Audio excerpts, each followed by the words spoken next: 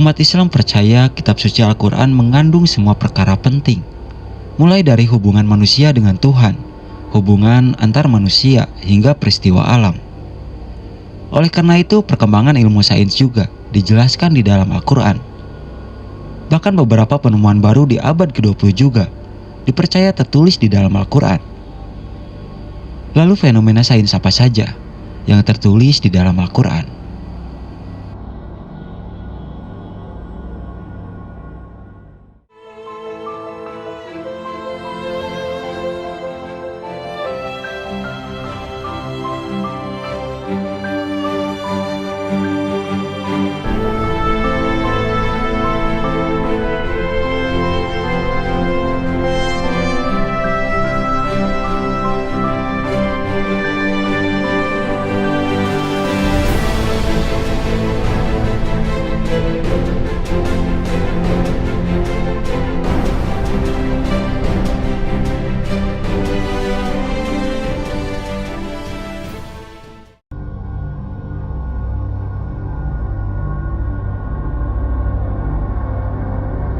Yang pertama adalah peristiwa ledakan raksasa atau bisa disebut sebagai Big Bang. Big Bang diyakini sebagai peristiwa yang menyebabkan terbentuknya alam semesta.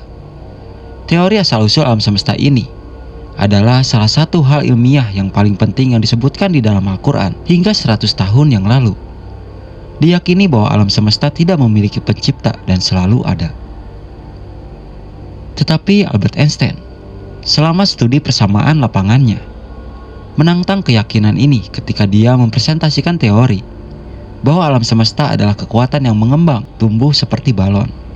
Fenomena ini telah disebutkan di dalam Al-Quran yang muncul berabad-abad sebelum terungkapnya teori Big Bang, yaitu di surah Al-Anbiya ayat 30 yang berbunyi, "Dan apakah orang-orang kafir tidak mengetahui bahwa langit dan bumi keduanya dahulunya menyatu?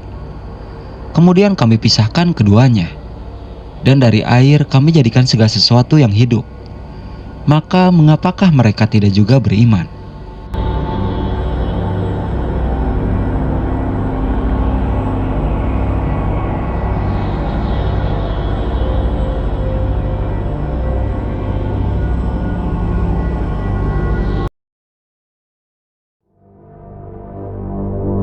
Dan yang kedua adalah garis edar tata surya. Disebutkan dalam Al-Quran, surah Al-Anbiya ayat 33, jika matahari dan bulan beredar di garis edarnya. Dan dialah yang telah menciptakan malam dan siang, matahari dan bulan. Masing-masing dari keduanya itu beredar di dalam garis edarnya. Fakta ini tidak terbantahkan. Semua planet, sistem bintang, dan galaksi berputar pada porosnya, dan juga beredar pada orbitnya dalam suatu gerakan berpindah.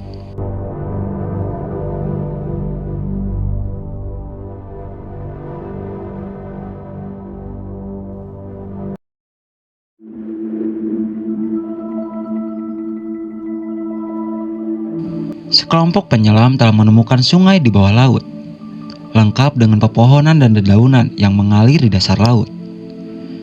Sungai bawah laut ini telah ditemukan di Meksiko, di bawah laut Meksiko, yang diberi nama Canoti Angelita, tetapi lebih dikenal sebagai sungai di laut.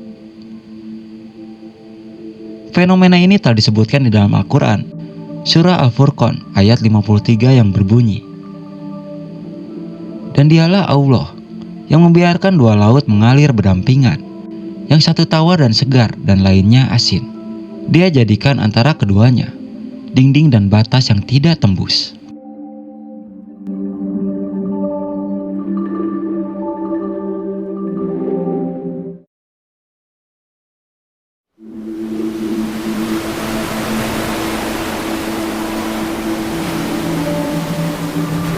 Ada fenomena unik, yaitu air laut tidak menyatu ketika dua lautan ini bertemu.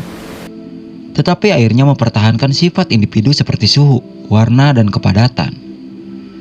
Di dalam Al-Quran telah dijelaskan bahwa ada dua laut yang saling bertemu, namun di antaranya memiliki batasan. Ini terjadi di Selat Gibraltar yang menghubungkan lautan Mediterania dan Samudra Atlantik. Fenomena bertemunya dua lautan ini telah dijelaskan di dalam Al-Quran surah Ar-Rahman ayat 19-20 yang berbunyi,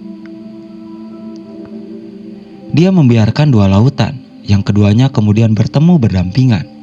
Di antara keduanya ada batas yang tidak dapat dilampaui masing-masing.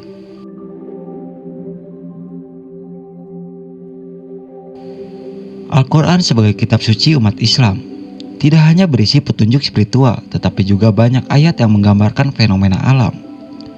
Ayat-ayat ini menunjukkan keagungan Allah Subhanahu wa Ta'ala sebagai pencipta, sekaligus mengajak manusia untuk merenungkan tanda-tanda kebesarannya melalui alam semesta. Fenomena alam yang disebutkan di dalam Al-Quran tidak hanya menjadi tanda kebesaran Allah, tetapi juga bukti bahwa ilmu pengetahuan dan agama saling melengkapi. Al-Quran mendorong manusia untuk terus merenung, belajar dan bersyukur atas nikmat yang diberikan Allah Subhanahu wa Ta'ala melalui keindahan dan keteraturan alam semesta.